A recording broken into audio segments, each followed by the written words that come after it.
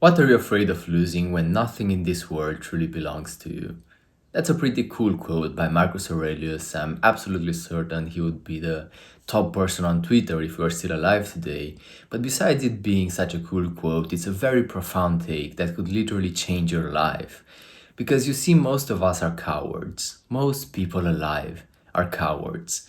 Because they navigate their lives in such a way that their reputation stays intact. They're so attached to that reputation. They're just like, I want to make new friends, but there is no way I'm gonna start approaching strangers or asking someone out because that might be cringe. That's not something I'm used to. What if people will judge me or laugh about me? Or I want a six pack, but there is no way I'm gonna go to the gym because I would be a beginner. People would stare at me. It would be quite awkward because I don't know how to use those like weird machines and I'm not that fit anyway. I would get too many judgments. That's too outside of my comfort zone. They want to change in the results, like they want to change in the outside world, but they want to do it from a place of still being the same person, so they don't want to change themselves. We already know that doesn't work. Yet we're still so addicted to safety and to comfort. In a way, it's something quite natural for us because that's what our inherited ancestral instincts guide us towards, to safety, to comfort zones, because anything outside of it is dangerous. That's what our lizard brains communicate to us. But that's not something that leads us towards a better place in life. Because if you don't, like, if you stay in your comfort zone all the time, you don't stay the same, you get worse. Like, in order to get better, you have to put in the work. In order to stay the same, you have to put in the work. If you don't put in the work, you get worse. That's just a law of the universe, the law of entropy. Oftentimes, this comfort zone is also related to people's judgments because we are so aware of the way people look at us, the way they think about us, their opinions, their feedback, all of these things. And we try to kind of keep getting the same feedback from people. We think to ourselves that if we start acting in a different way, more bold, for example, we might get worse feedback, which is true, but that doesn't mean anything will change. Like, we think our lives are gonna be over, our reputation is gonna be over. Like, what's your reputation anyway? Your reputation is nothing but some random events that happen to you. Your personality is nothing but some random events that happen to you. We are literally so attached to the byproduct of random events. Like, if you are, let's say, a shy, introverted person, if you were to just go back in time and slightly change one specific event from your childhood, you might just turn out into a very extroverted and loud person right now, and vice versa. Like, you don't even have much of a choice here, you don't even have that much free will, if you think about it this way. You are just a byproduct of what happened to you, and unless you take some courage to step outside of your comfort zone consistently, you are still gonna keep being like that all the time. So, stepping outside of your comfort zone is essential in life, in every single domain, not just the social domain. You know, getting used to this discomfort is a skill, and that's how you can facilitate your confidence again. Basically, if you train yourself to face difficult situations and uncomfortable situations, new situations will always be uncomfortable, but you will be more confident in your ability to face new situations. And that's also going to help you with the fear of people's judgments and the possibility of rejection and all of these things that are probably holding you back so much right now. Like, most of the activities we choose to not do are not necessarily because our bodies will feel uncomfortable, but more like people might judge us. This hurts my soul. So many people just play small, so many people just keep themselves stuck in a cage, in a prison cell, just because someone might think something about them. Just like, it's just a possibility in their minds anyway. I still do it, obviously, to this day. Like, I'm talking about these things, I know how bad they are, yet I'm still doing them sometimes. And I'm pissed about it, obviously. And you should be pissed as well, because it's just our minds that are holding us back. There was a quote by Bob Marley, I think it's from the Redemption song, and he said something like, only ourselves can free our minds. And that hits so hard. That's literally the truth. That sums up this video perfectly. It's your responsibility to free up your mind because no one's restraining you from acting in a certain way but yourself. And you are caged in that invisible prison cell because you care so much about the past. You know, there is this speaker that's named Julian Blanc that I respect very, very much. He's a very big inspiration for me. And he talks a lot about this thing of letting go. Perhaps you've heard about the concept of letting go before. Letting go is basically the way to raise your level of self-esteem and to be free of the fear of people's judgments, we could say. He's preaching letting go all the time. Letting go is the key to social freedom, we could say. But letting go is pretty vague, I'd say, and a lot of people don't really understand what letting go means.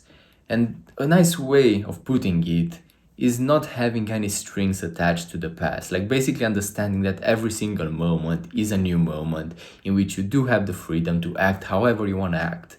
And this is something that a psychoanalyst named Alfred Adler used to talk about 100 years ago. That life is a series of moments and we shouldn't have these strings, these emotional strings attached to our pasts. Because like if you have the strings attached to the past, like obviously, look, the past has valuable information. The past has valuable data that teaches you stuff about life. But when your past is guiding you and pulling your strings all the time, you don't have any freedom left anymore. So then the way for you to have freedom and have free will in your choices is to cut out those strings, to let go of your past. And of course, this is easier said than done, but why wouldn't you do your best to let go of these things? Because unless you let go of them, they will guide you, you will have no free will, and you will keep playing small because like that evil voice from your mind is just basically trying to keep you safe. But it's also trying to keep you small at the same time because in a way it's also related to our lizard brains, our chimp brains, you know, that part of our brain that just wants safety and status and pleasure all the time. Safety is the number one priority, and if that part of your brain thinks you are not in a safe environment, so for example, taking an action outside of your comfort zone, trying to approach a stranger, doing a new activity, it will start signaling to you that you are in a dangerous situation and that you should stop doing whatever you're doing. It's literally working against you 24/7. That's why it's important to develop the skill of facing uncomfortable situations, because that makes it more likely for you to be able to face discomfort and then to cut out those strings of your past. And now you could be like, well, yeah, but I would like to have more friends indeed, but I still don't see myself approaching strangers because that's just not who I am. And if that's the case, or any variation of this, then think about, for example, when you have been studying mathematics in high school, in like even primary school, let's say, the earliest stage possible. When you face those like easy calculations and sums and I don't know, divisions, I don't know how you call it in English, all of these calculus. When you face these things, back then they just seemed like rocket science, like a very abstract black box that you don't understand whatsoever. But then as time went on, you learned them and they became the easiest part of mathematics. That wouldn't have happened if you were just like, well, I've never done mathematics before, so I guess I just shouldn't do it right now because that's just not who I am and my lizard brain is trying to keep me from doing it.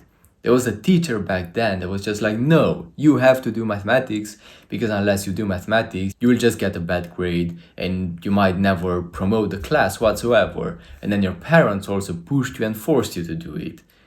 So now you have to be that parent and that teacher for yourself and push yourself and force yourself a bit to step outside of this comfort zone, to train the skill of facing uncomfortable situations and to cut the strings that will free your mind up. Because like once you get into this habit, you are invincible in every single domain. You could theoretically scale your life and your skills to infinity even. I made so much progress. I made a lot of progress in the gym. I made a lot of progress recently in running as well, in cooking, socially. I'm talking about this all the time on this channel, in being more wise at my job as well. Like I made progress in basically all areas of life, and all of this progress was laid on the foundation, which is the habit of facing uncomfortable situations and of trying to cut out as many of those strings that I had to the past back then. Unless I would have cut some of those strings and taken the courage to step outside of this comfort zone, you would have never seen this video. This YouTube channel wouldn't have existed whatsoever.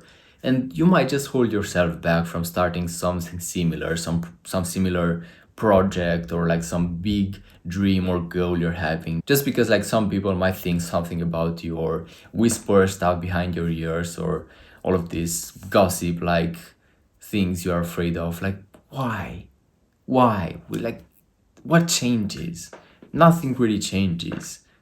It's only in your mind. Like, people are gonna talk about you behind your back anyway, whether you do something productive or not, whether you start a big project or not, whether you approach a new person or not. People are gonna talk anyway, and people are not even gonna care that much anyway. Both of these things are gonna be together, and this is just the reality you're living in. And as I said, like, it hurts my soul to see people just held back by their own minds. I'm trying to do my best to spread this message as wide as possible and to help as many people as possible to stop being guided by those evil autopilot behaviors that they've just inherited and built up throughout the years. It's our responsibility to cut those strings and to free our minds, as Bob Marley said.